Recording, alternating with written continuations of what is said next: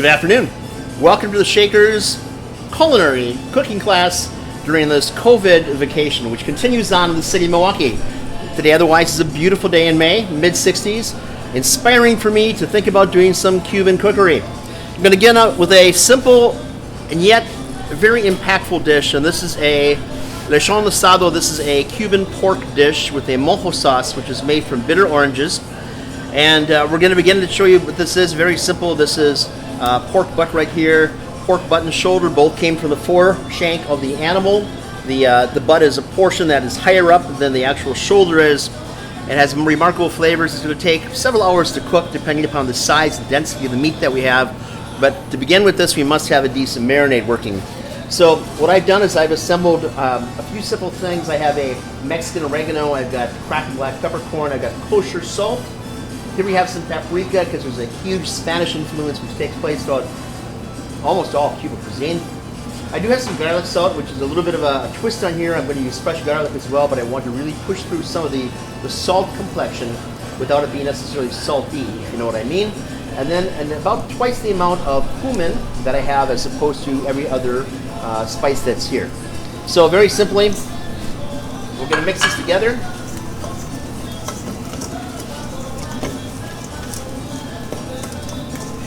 Get a fairly consistent admixture going on. Nothing fancy about that. I'm going to take an orange.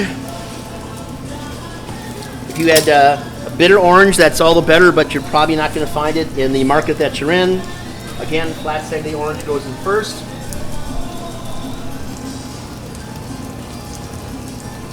Squeeze juice. Other half. Squeeze juice.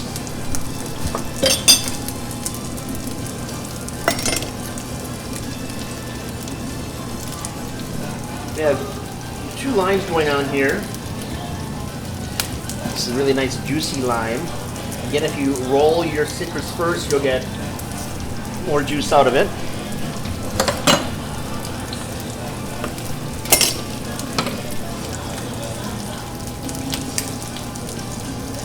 Have the makings of a very basic sofrito going on here. Just some chilies, a little bit of onion, some garlic. That'll be in play here as well in a moment. So now we have our lime and our orange in here. Because we don't have any bitter orange in the market today in Milwaukee, we're going to take some tamarind, which is an equatorial product, which is made from a seed pod that has a similar flavor characteristic to a bitter orange. So we're going to mix that together. Any brand of tamarind is fine. Extra virgin olive oil.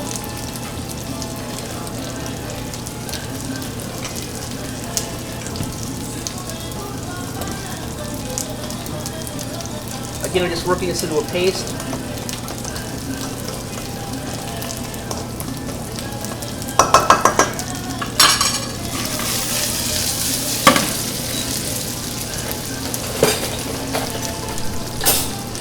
Pork.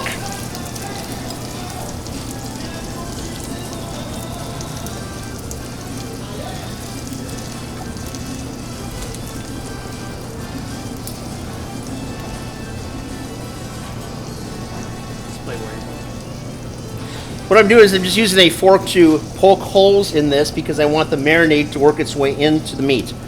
So we're doing primarily our poking on the top portion where the fat cap is. That's this white portion right here. Getting some around the sides. We've already done the other side as well.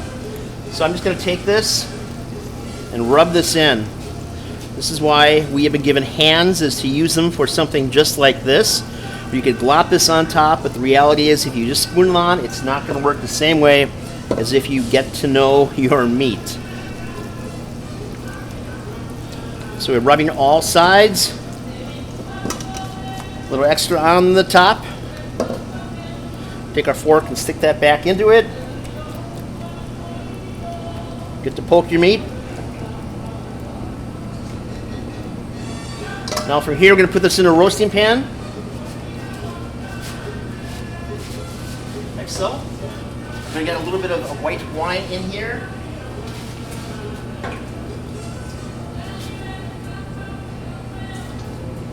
the acetic acids to help to break down the fibers in this. I'm going to cover this with a piece of heavy foil.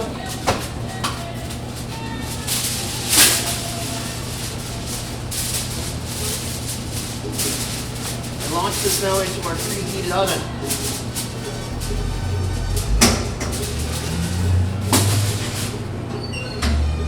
Low and slow is the order of the day. Some is around 5 hours from now or so for that 2.5 portion of meat, and we'll be really happy. Then I'll show you how to make the mojo sauce when it comes out. Cheers. Welcome back to Shakers. Here we are again in our cooking class segment on Cuban cuisine.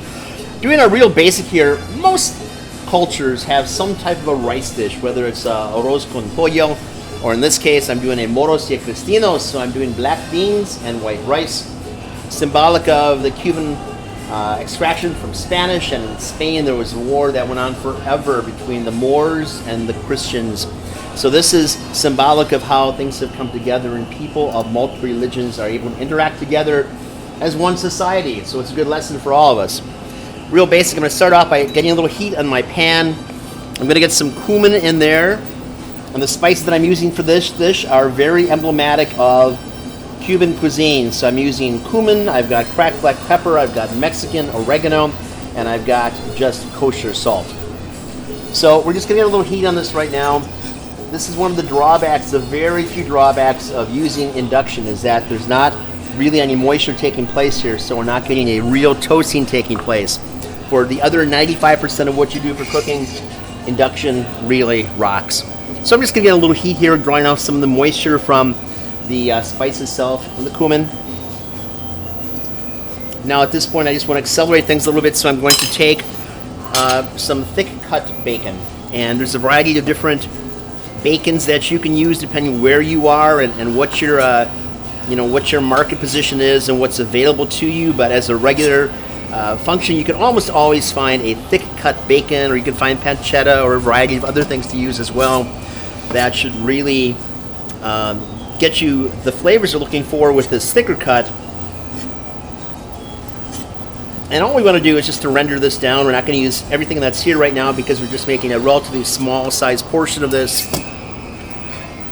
So in our pan, we're going to toss in the thick cut bacon that I just cut down into a coarse chop. I'm going to take some extra virgin olive oil and get that in here. In a moment, you should start to get some of the sizzle coming up.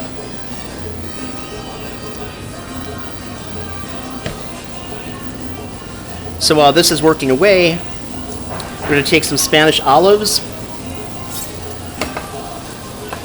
Lovely, briny Spanish olives with the pimento on the inside. The pimento is integral. You really want to get this red pimento, which is a type of a cured pepper, if you want to put it in those terms, but it just adds so much flavor, so much depth of flavor. Do you have to have olives in this dish? No. Often you see this, in fact, as a completely vegetarian dish that has no pork product in here, no bacon at all, and sometimes you see it without any olives. So, like anything else, this is really dependent upon how you want to make it, what works best for you. Don't make excuses for what you do in the kitchen, because you, again, are doing something most people just don't have the interest or the balls to do. So again, we're making a small portion. So all we're doing right now is opening up our seasoning right now. So the spices along with the ham that we have. In this case, it's a thick cut bacon, but it's all pork product. Got these Spanish olives in here as well.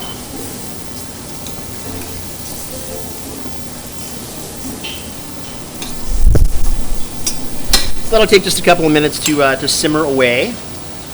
And while we're waiting for that to take place, I've got some rice that we've already cooked off. So we've just got white rice here. We've also got some black beans. Now, if you want to take something like dried black beans and to soak them and then to cook those down, feel free. Just to be a little more expedient with our demonstration today, I'm just taking some already cooked off black beans. These are Goya, probably the primary Spanish producer.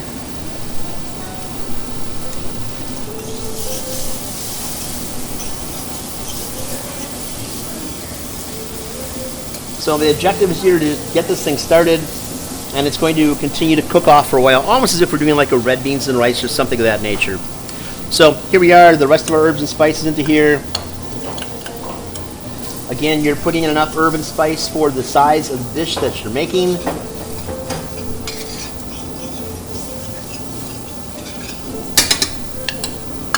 So at this point, we're going to dump in this can. It's about a quart-sized can of black beans, frijoles negros.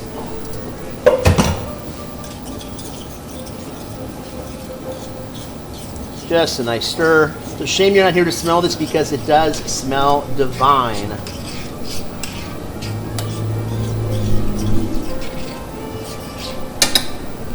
Want to get some lime in here. Roll your lime before you extract the juice.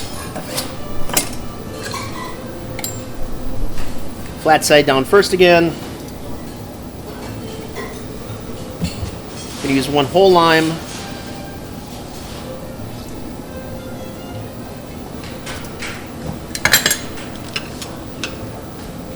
So our volume here is probably somewhere around 12 ounces or so of white rice that's just been cooked off.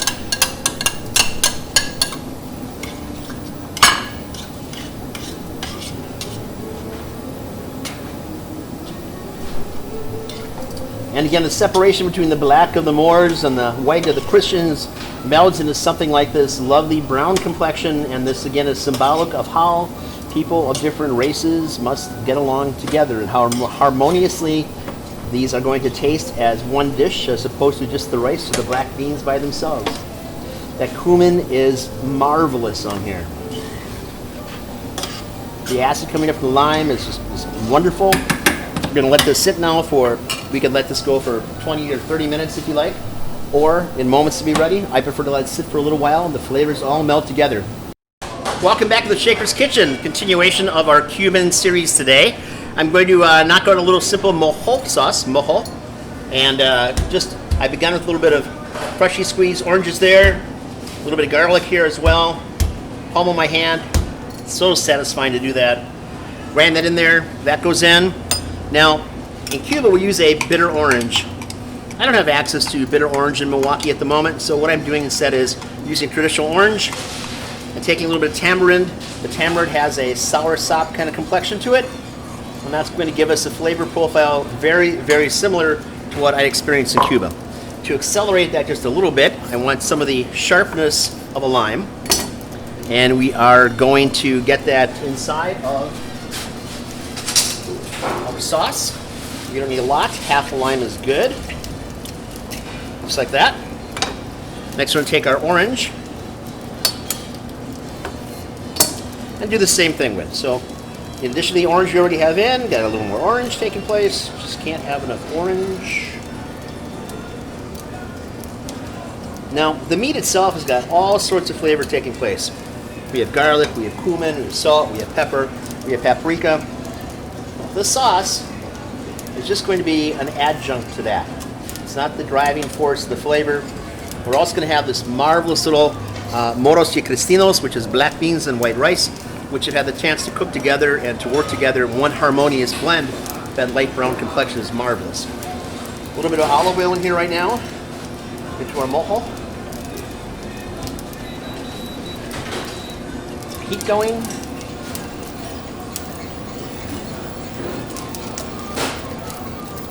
You want to get the garlic into smaller pieces, feel free. Cooking is a personal preference. I happen to like it that size. I happen to think that eating cloves of garlic is a good and healthy thing. So we've got this going right now. While this is working away, let's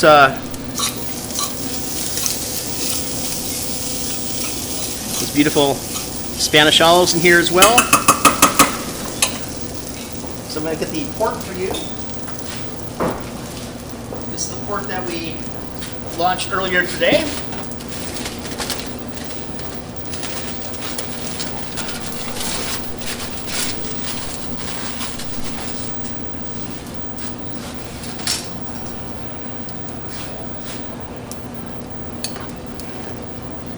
So you can see I've got oranges in here as well. I've got a variety of things going on. The cloves of garlic, the peppers, everything else that went into it. So here we are with our pork butt. and we can just start to get into it and shred this guy out. So this is what we're looking for, is a shredded pork.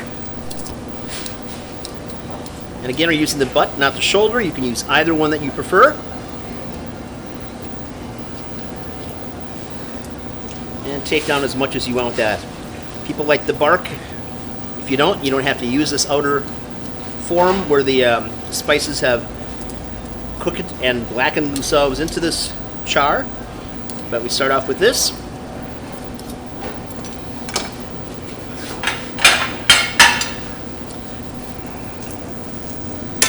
The moros y cristinos is up to temperature.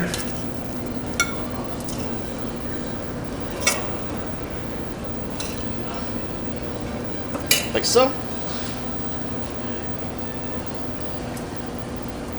Nice healthy portion of our pork. Like so.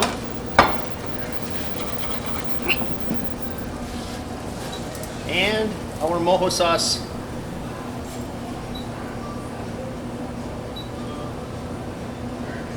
Like so. There we have with the national dish of Cuba. I hope you enjoy it. Cheers.